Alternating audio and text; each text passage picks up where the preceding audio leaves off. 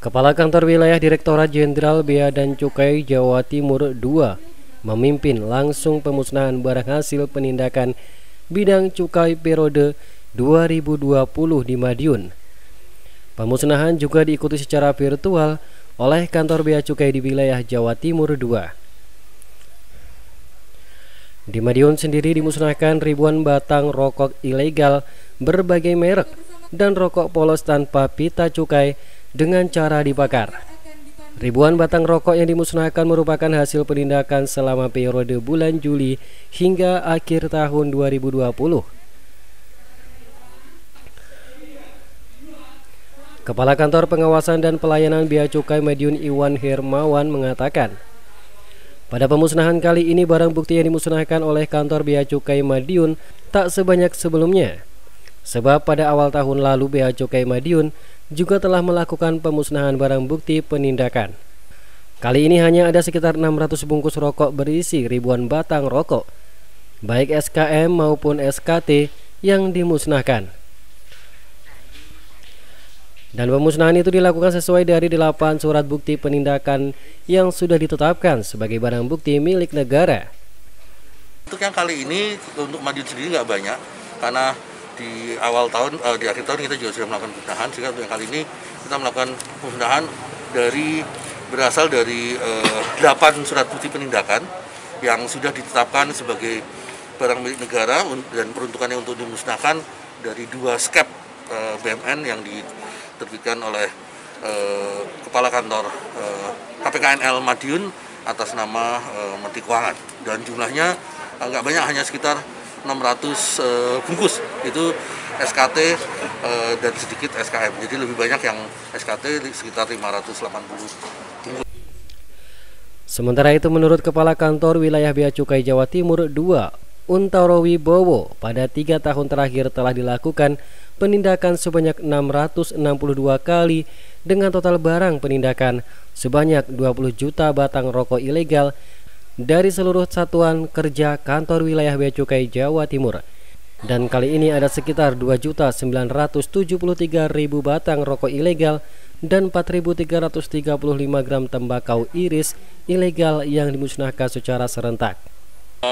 Dan ini memang cenderung meningkat 3 tahun terakhir ini. Tetapi sekali lagi kami tidak ingin berlomba-lomba nangkep itu enggak gitu kan. Pengennya ya mestinya masyarakat secara sadar kemudian berbisnis secara legal. Supaya apa? Supaya menempatkan semua pemain di bidang hasil tembakau ini dia bermain atau berada di dalam playing field yang sama begitu. Pertama itu. Yang kedua tentunya itu nanti akan memberikan penerimaan negara. Ia menilai pada kurun waktu 3 tahun terakhir ini peredaran rokok ilegal dan barang ilegal di Jawa Timur masih tergolong tinggi dengan berbagai modus peredaran. Maka dari itu ia meminta kepada masyarakat untuk melapor ke Kantor Bea Cukai jika menemui adanya peredaran barang ilegal.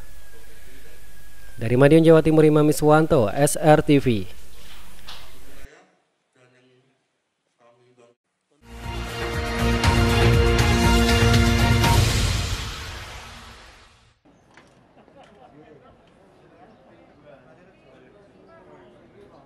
Vaksinasi tahap kedua yang diprioritaskan bagi petugas pelayanan publik mulai dari TNI, Polri, ASN, serta wartawan mulai dilaksanakan sejak Kamis lalu. Secara bergantian hingga Jumat siang sebanyak 900 anggota Polres Madiun telah mengikuti program vaksinasi COVID-19 dari 1092 anggota yang terdaftar. Kapolres Madiun AKBP Bagus Wibisono menjelaskan, selama 2 hari ini sebanyak 900 anggota telah divaksin. Terdapat sejumlah anggota yang tertunda vaksinasi dikarenakan adanya pengaruh gejala penyakit, sehingga vaksinasi ditunda di hari lain. Mereka yang menerima vaksinasi produksi PT Bio Farma ini diantaranya anggota polisi yang kesehariannya melakukan aktivitas pelayanan masyarakat, seperti Bambin Kantipmas, petugas layanan Satpas Polres Madiun, dan petugas Sabara. Hal ini menjadi prioritas lantaran mereka bagian dari garda terdepan dalam menghadapi COVID-19. Lebih 900 personil anggota Polri dari 1092 yang sudah didaftarkan. Ada beberapa yang tunda, tapi besok akan dilakukan vaksinasi kembali. Untuk petugasnya itu mereka seluruhnya yang melayani langsung kontak dengan masyarakat di lapangan, di mereka yang diutamakan. Pertimbangannya apa nih? Pertimbangannya mereka ini berhubungan langsung dengan masyarakat, melayani masyarakat, kemudian mendampingi kegiatan masyarakat, jadi perlu dilakukan vaksinasi. Belum bisa vaksin rata-rata mungkin bukan komorbid, tapi ya karena sebatas terlalu lelah, capek, itu aja. Diketahui proses vaksinasi COVID-19 terhadap anggota polisi Polres Madiun dilakukan selama 3 hari. Ini dilakukan untuk membantu pemerintah dalam upaya menekan angka penyebaran COVID-19 di Indonesia, khususnya di wilayah Kabupaten Madiun. Dari Madiun, Jawa Timur, Imam Iswanto, SRTV.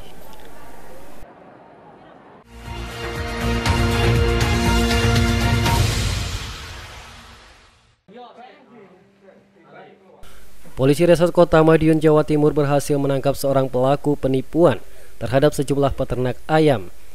Pelaku ditangkap di sebuah rumah makan dan langsung digiring ke rumah untuk dilakukan penggeledahan.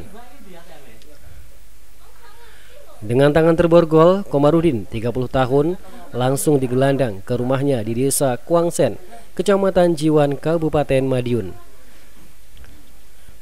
Di rumah pengangguran ini polisi melakukan penggeledahan untuk mencari barang bukti berupa kartu anjungan tunai mandiri atau ATM dan buku tabungan serta kwitansi pembelian ayam potong dari 3 korbannya.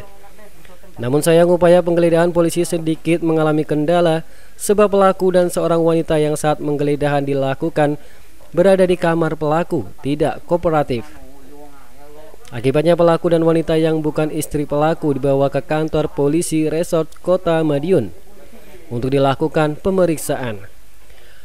Komarudin ditangkap atas laporan 3 peternak ayam yang mengaku telah ditipu pelaku. Modusnya tersangka membeli ayam kepada peternak. Setelah harga disepakati dan ayam dikirim, pelaku tidak segera membayarnya. Padahal ayam yang dikirim sudah laku dijual oleh tersangka. Jadi tersangka ini melakukan modus operandinya adalah menipu para korban dengan membeli sejumlah ayam, kemudian sampai ayam itu diterima, uang tidak ditransfer kepada pihak korban, seperti itu. Ada berapa korbannya? Korban sejauh ini yang melapor ada 3, tapi hasil dari kita pendalaman tidak menutup kemungkinan lebih dari 3. Korbannya banyak. Kerugiannya? Kerugian sejauh ini yang kita dapat dari pemeriksaan sekitar 50 juta. Guna pengembangan kini pelaku diperiksa secara intensif di ruang reserse kriminal. Ada dugaan korban penipuan pengangguran ini bisa bertambah. Dari Madiun, Jawa Timur, Imam Iswanto, SRTV.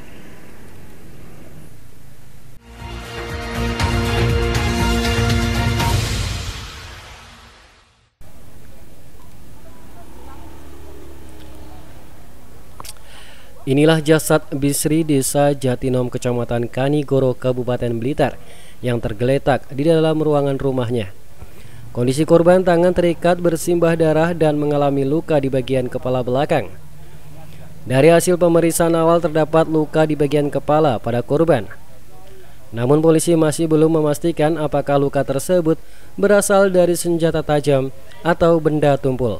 Namun dugaan luka tersebut yang menjadikan Basri tewas, polisi juga masih mengambil gambar rekaman CCTV. Untuk mengungkap kasus tersebut, tim Dokes Bayangkara Kediri diterjunkan untuk melakukan otopsi jasad korban.